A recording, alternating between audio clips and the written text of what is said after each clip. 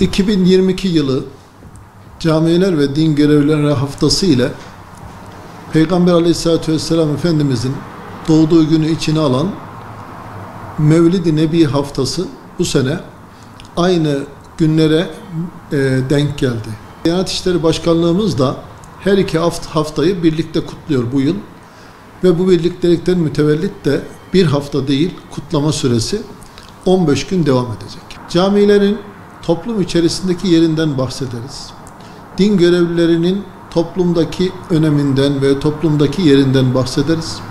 Böylece her iki konuda da hem camiler hem din görevlileri konusunda da halkımızda bir farkındalık oluşmasını temine çalışırız. Bu yıl Peygamber Aleyhisselatü Vesselam'ın doğumuyla da birlikte olunca artık 3 konu oldu. Üçünü mezcedip halkımıza ulaşmaya çalışıyoruz. Resulullah Efendimiz Aleyhisselatü Vesselam'ın camilere verdiği önemi bilirsek tek cümlede manasını bulur ve bütün haftayı anlatmış oluruz.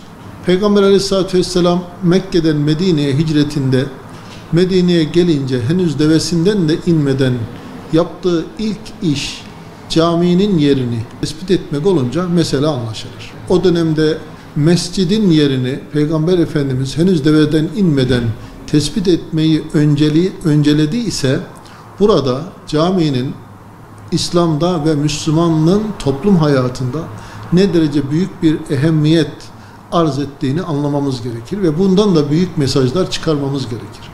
O mesajların içerisinde özellikle Müslümanların birliği, huzuru, tek çatı altında toplanabilmelerini sağlamak, sürekli birbirlerinden haberdar olmalarını sağlamak, sosyal olarak Müslümanların birbirlerinden kopmamalarını sağlamak ve Müslümanları inanç, iman, itikat ve tevhid itikadı etrafında toplayıp onların dinlerinin mesajlarını kavrayabilmelerini sağlayıp dolayısıyla huzur içerisinde bir toplum olarak yaşamalarını, yani hayatlarını sürdürebilmelerini temin etmek.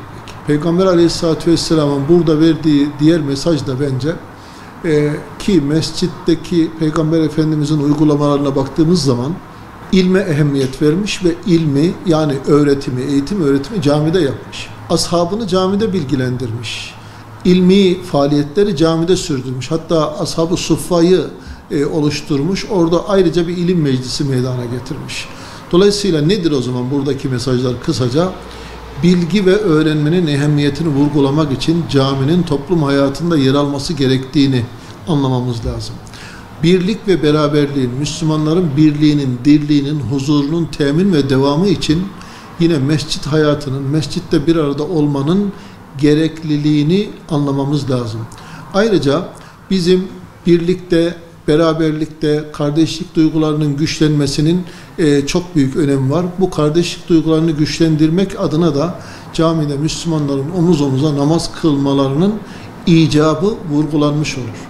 Bu vesileyle bizim bu mesajlardan kendimize toplum olarak ve ferd olarak çeki düzen verip camilerimizi imar etmek, camilerimizi yaşatmak, yapılmış camilerin de yaşanmalarını, toplum hayatındaki varlıklarını sürdürmelerini sağlamak bizim büyük bir görevimizdir. Bizim toplumumuz bu manada değerlendirdiğimizde gerçekten cami konusunda çok duyarlı. Fakat bizim caminin imarında sadece inşai olarak düşünmeden imarını daha ziyade toplum olarak camileri doldurmaktan geçtiğini de özellikle bilmemiz lazım. Camilerimizin garip kalmaması gerekiyor. Birlikteliğimizin ihtiyacımız olan hususların hasıl olması için cami cemaati olmanın ehemmiyeti büyük. Bundan dolayı camide fırsat buldukça değil, özellikle fırsat oluşturarak, işimizden, meşguliyetimizden bilhassa fırsat oluşturarak camide cemaat olmak zorundayız Müslümanlar olarak. Buna bugün çok daha fazla ihtiyacımız var. Vakit namazlarında, bilhassa vakit namazlarında camilerimizin dolup taşması gerekiyor. Özellikle cami için yaptığımız inşai fedakarlıklara bir de cemaati olmayı eklersek fevkalade güzelleşmiş olacağız. Buna ihtiyacımız var. Resulullah Efendimiz sallallahu aleyhi ve sellemin bu manada bu hafta içerisinde yad edilmesi, onun sünnetinin özellikle birlik, beraberlik, kardeşlik ve camilerin toplum içerisindeki fonksiyonu, toplum içerisindeki caminin hem toplum hem insan üzerine etkisi bakımından Resulullah Efendimiz'i bu hafta içerisinde özellikle anmak ve yad etmek gerekiyor.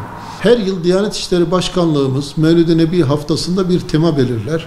Camiler haftasında da bir tema belirler. Peygamber Aleyhisselatü Vesselam'ın doğduğu haftayla birlikte Camiler ve Din Görevlileri Haftası'nın bu sene ortak teması Peygamberimiz cami ve irşat şeklinde belirlendi. Dolayısıyla cami ve irşat kelimeleri üzerinde bilhassa Peygamber Efendimiz'i örnek alarak çok durmamız gerekiyor ve bizim kulak vermemiz gerekiyor. Gereğini yapmak, söylenenlerin, istenenlerin ilmi manada, gerekse sosyal manada, hatta ailevi ve ferdi olarak üzerimize düşenleri de bizim toplum olarak düşünmemiz lazım. Bu konuda düşen nedir pekala üzerimize? Peygamber Aleyhisselatü Vesselam'ın hayatında cami nasıl bir fonksiyon icra etmiş ve cami toplumda nasıl algılanmış ve Peygamber Efendimiz döneminin toplumu, yani Saadet asrının ashabı neler yapmış, ne etmiş, camide nasıl bulunmuş, camiye nasıl bakmış, bu şekilde bir değerlendirme yaparak haftayı böylece toplum olarak algılamamız lazım. Hem camiler haftamızın hem de Resulullah Efendimiz'i andığımız Mevlid-i Nebi haftamızın hayırlara vesile olmasını diliyorum. Tebrik ediyorum.